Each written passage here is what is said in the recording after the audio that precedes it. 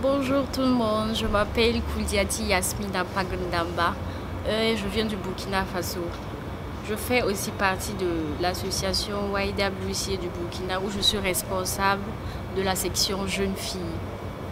C'est ma première fois de participer à ICASA, la conférence sur le sida et les IST. Et j'ai été beaucoup enrichie, franchement, j'ai beaucoup appris pendant cette conférence. On était avec les membres de Jeunesse 3 et cette chaleur que ces jeunes-là nous insufflaient était vraiment extraordinaire.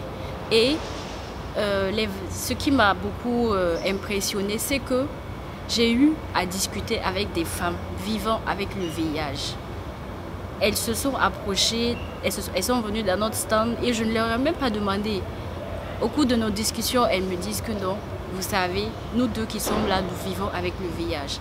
Et c'est ça vraiment, ça m'a vraiment touché qu'elles affichent leur sérologie sans que je ne leur demande. Et je leur ai demandé comment est-ce qu'elles font pour vivre avec cette maladie. Et elles m'ont répondu, elles m'ont dit qu'elles ont juste accepté cette situation. Elles mangent bien, elles prennent leurs médicaments et elles prient Dieu.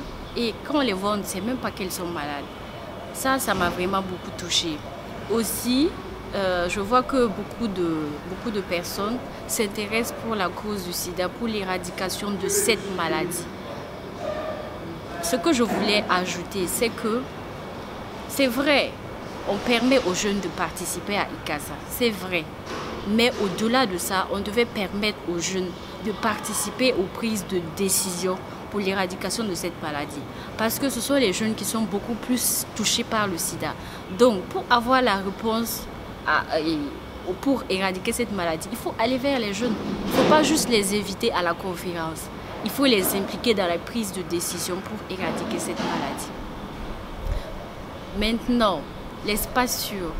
L'espace sûr est un espace aménagé pour les jeunes filles, les femmes, afin qu'elles puissent discuter des problèmes qu'elles vivent. Des problèmes dont elles ne peuvent pas parler à la maison. Elles ne peuvent pas parler de ces problèmes-là même dans la rue. Donc l'espace sûr, comme on dit espace sûr, c'est un espace où on peut se dire tout, où il y a la sécurité. Et l'un des objectifs, même l'un des de l'espace sûr, c'est qu'il faut la confiance. Il faut qu'il y ait la confiance. Donc, l'espace sûr, du fait qu'il y a la confiance dans l'espace sûr, les femmes se disent tout librement, sans tabou, sans gêne. Donc, je crois que c'est vraiment important.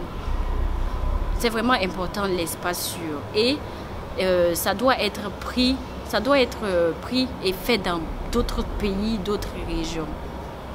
L'importance de l'espace sûr est que ce que les femmes disent dans ces espaces qu'elles ne peuvent pas dire dehors là, ça peut être pris pour résoudre les maux qui minent les femmes. Par exemple, les violences faites aux femmes, le mariage des enfants, les mutilations génitales féminines, tout.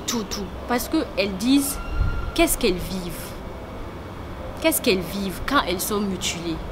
Elles peuvent dire dans ces espaces-là, je suis violée, mon mari me viole ou mon oncle me viole. On voit tous ces cas-là, par exemple, au Burkina Faso. Elles disent tout sans gêne. Donc, lorsqu'elles disent tout, par exemple, quand on fait des plaidoyers, on peut plaider pour ce qu'elles vivent. Donc, je crois que l'espace sûr est très important pour l'épanouissement des femmes, pour que les femmes se disent tout, pour qu'elles s'encouragent mutuellement. Parce que dans l'espace sûr, il y a la relation intergénérationnelle. Les aînés apprennent, les aînés coachent les plus jeunes pour qu'ils puissent aller de l'avant. Donc dans l'espace sûr, les femmes apprennent vraiment tout, l'autonomisation. Parce qu'il faut d'abord même qu'elles soient autonomes. L'autonomisation est très importante.